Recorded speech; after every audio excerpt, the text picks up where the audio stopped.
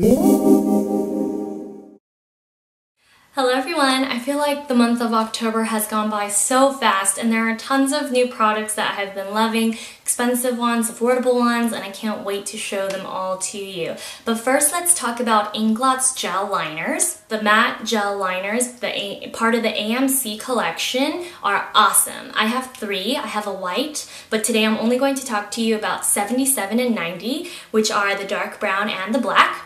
So the reason why I wanted to talk to you about both is because they actually have, interestingly enough, different textures. Number 90, which I have been using the most of, is more like MAC's fluid lines. They're very creamy, almost thinner, and you do have to layer a couple times to get completely opaque color.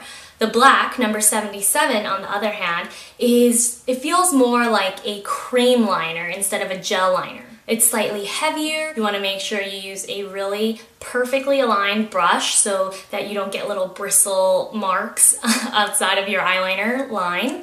And I have to say though that for a matte eyeliner, this is definitely one of my favorites. I absolutely adore it. And I love the matte look because my Lancome eyeliner, which is my favorite eyeliner, has a very glossy finish. But sometimes it's nice to have variety, so the Inglot 77 is definitely my go-to from now on. Plus, these last and last on the waterline.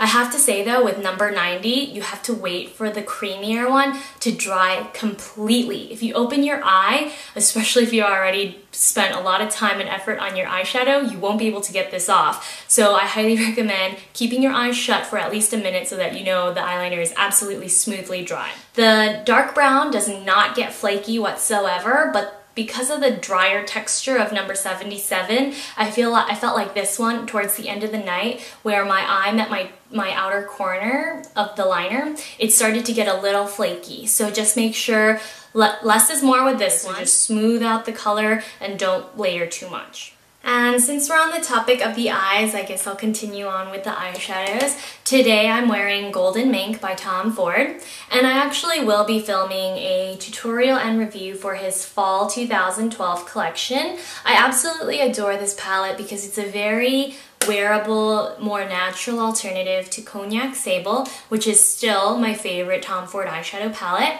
But Golden Mink is definitely best for those who are more fair, who are looking for something more neutral. It's absolutely gorgeous on Fair Ladies. I put it on my best friend for Halloween, and you can definitely check out the pictures on my Instagram, which is again Raeview, just like this YouTube channel. And my best friend Tammy is a lot more fair than I am, but Golden Mink looks so beautiful on her. You could see the glitter sparkle at night, and it was just absolutely phenomenal looking on her. So whether you're fair or whether you're of medium skin tone like I am, I think Golden Mink is going to be an absolutely great fit. I love the glitter. Tom Ford has just done such a seamless job at making the glitters no nonsense, very simple and easy to apply. So I highly recommend you check out the review. I posted swatches on my blog, thereviewer.com, as well if you're interested. And now for the Urban Decay Vice eyeshadow palette. This is their most recent palette.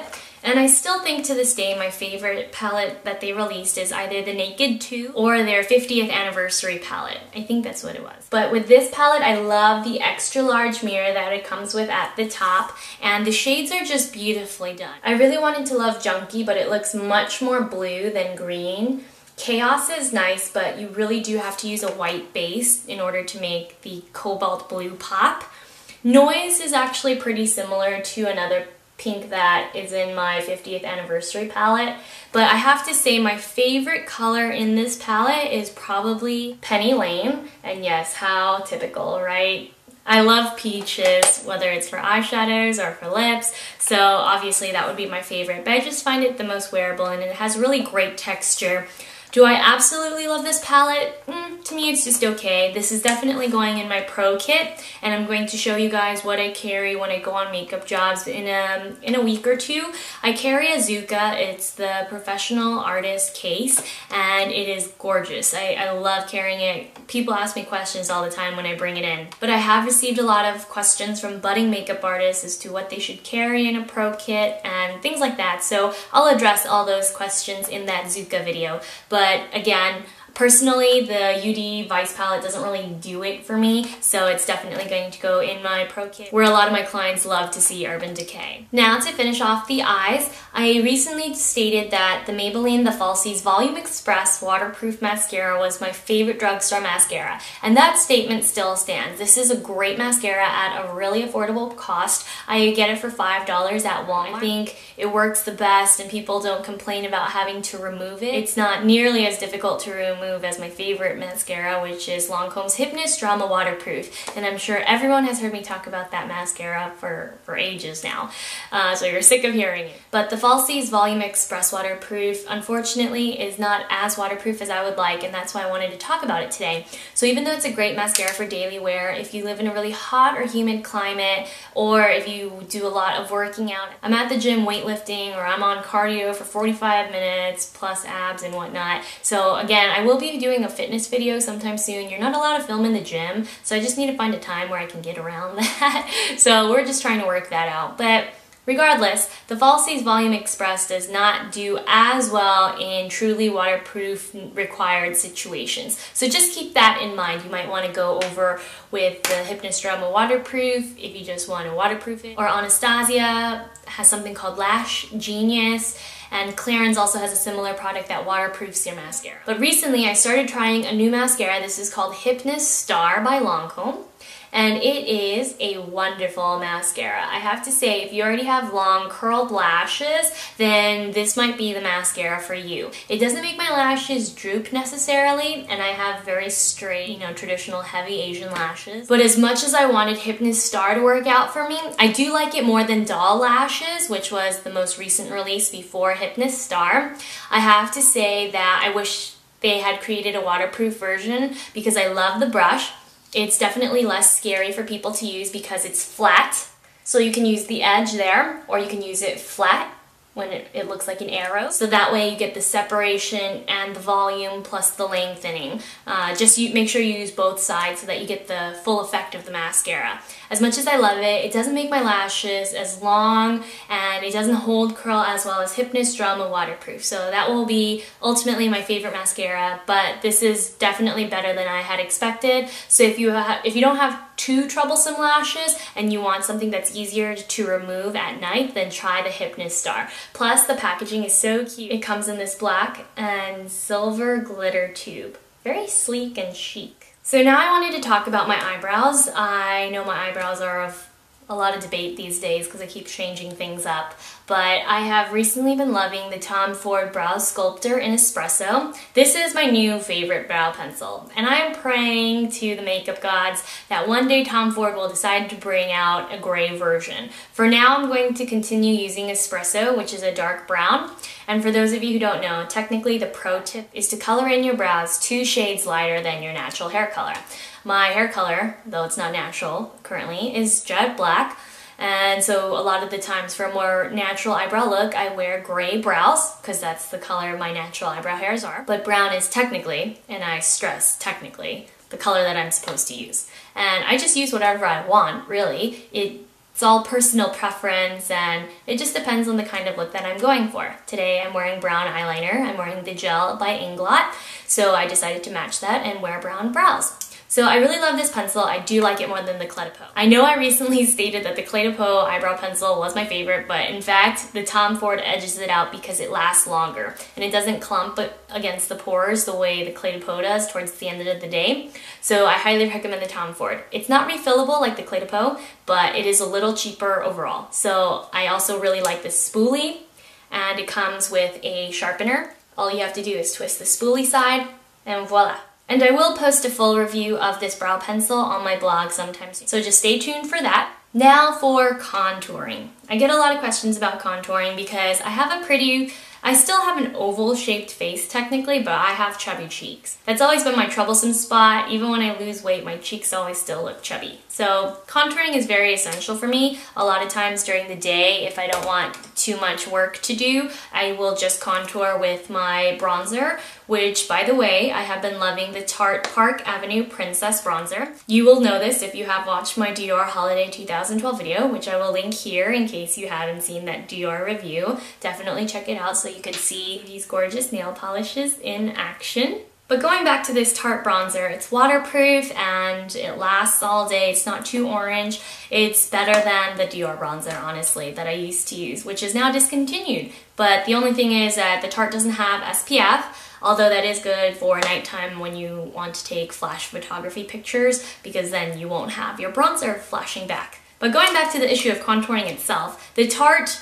is great for everyday use, but it's not true contouring. It's more like sculpting your face as opposed to contouring your face. So for contouring, I generally use the Kevyn Aucoin, the sculpting powder in medium, which is a dark gray brown powder. Now this one is probably the most difficult to use out of all the contouring powders I have. I also really love the Dolce & Gabbana taupe blush, but again, this is more like a sculpting product. And yes, my poor taupe has been used to the point that it has broken up into pieces. I need to order a new one, but I do feel that the Tarte and the Dolce & Gabbana, the tan blush, are the easiest for people to use. As much as I love the Kevyn Aucoin, this can look a little muddy if you use too much or if you don't put it in the right spot on your cheek. Now, I probably won't be able to create a contouring video for a while, but the reason I decided to talk about this topic in this favorites video is because of the Chanel Notorious Sculpting Veil.